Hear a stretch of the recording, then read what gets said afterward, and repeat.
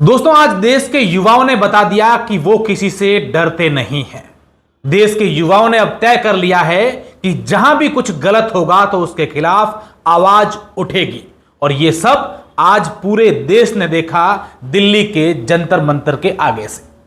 पिछले एक महीने से सीजेपी पार्टी देश में नीट एग्जाम जो का पेपर लीक हुआ था और उसके अलावा देश भर में जो शिक्षा व्यवस्था चल रही है उसको लेकर के प्रदर्शन कर रही थी। और उन्हीं का साथ सोनम वांगचुक ने दिया था, जो पिछले 20 दिन से अनशन पर थे। और सोनम वांगचुक को शनिवार को वहां से उठा करके अस्पताल में भर्ती करवाया गया था। और उसके बाद भी कई सारी बातें हुई, जहां पर सोनम वांगचुक की पत्नी ने यह कहा कि उनका इलाज हमारे अनुसार नहीं किया जा रहा है। उन्होंने ये मांग भी की थी कि उनका इलाज हम हमारे स्तर पर प्राइवेट अस्पताल में करवाना चाहते हैं, लेकिन उनकी भी अनुमति नहीं मिली थी।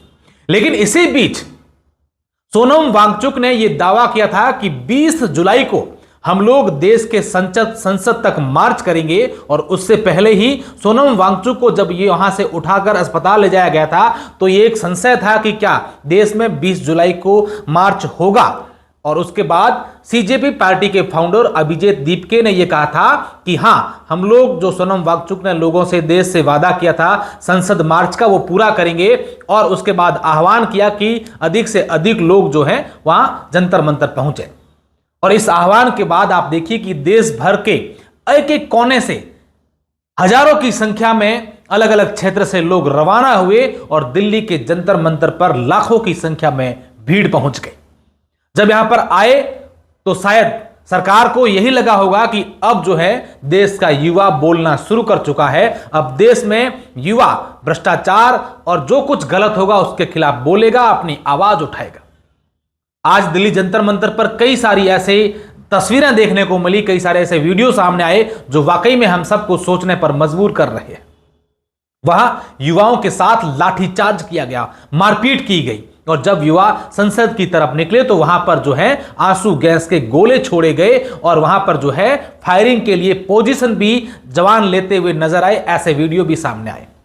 अभी की अगर बात करें तो बताया जा रहा है कि सीजेपी पार्टी के जो फाउंडर है अभिजीत दीपके, उनको जो है हिरासत में ले लिया है। हालांकि दिल्ली पुलिस इस बात से नकार रही है इस बात को कि ऐसा कुछ नहीं हुआ है, जबकि सीजेपी ने यह दावा किया है कि उनकी पार्टी के जो फाउंडर है उनको हिरासत में ले लिया गया है। अभी भी देश के युवा जो है वहां पर डटे हुए हैं। कई अलग अलग तस्वीरें जो वहां पर हर किसी को भावुक कर देने वाली सामने आई। एक युवक के साथ मारपीट होती है और उसके बाद वो युवक कहता है कि मैं शहीद होकर के वापस जन्म लूंगा और इस देश में जो गलत हो रहा है उसके खिलाफ आवाज उठाऊंगा। एक नन्ही सी बच्ची हाथ में पोस्टर लेकर के सेव फ्यूचर को एक मैसेज दे रही है कि हमारा जो भविष्य है उसको सुरक्षित कैसे रखा जाए। इसके लिए उसने एक बहुत ही भावुक वीडियो सोशल मीडिया पर वायरल हुआ। इसके अलावा अलग अलग तस्वीरें हम सबको वहां पर देखने को मिली। इस बारिश में भीगते हुए बच्चे, महिलाएं, युवतियां इस प्रोटेस्ट का साथ दे रही है। अलग अलग जगहों से बसें भर करके लोग आए। बच्चों को, युवाओं को मेट्रो में रोका गया। 70% से अधिक जो है इस प्रोटेस्ट में युवा भाग ले रहे हैं। ये देश का शायद पहला ऐसा आंदोलन है जिसमें युवा बढ़ चढ़ करके भाग ले रहे हैं। बच्चों को बसों के अंदर डाला गया। वहां पर जो है वहां प्रदर्शन बच्चे जो कर रहे थे संसद के लिए, मार्च के लिए कर रहे थे, लेकिन संसद मार्च की जो है उन्हें परमिशन नहीं मिली। वहीं दूसरी तरफ मानसून सत्र के दौरान संसद के अंदर जो है तमाम लीडर, वहां प्रधानमंत्री नरेंद्र मोदी तक वहां पर अंदर थे।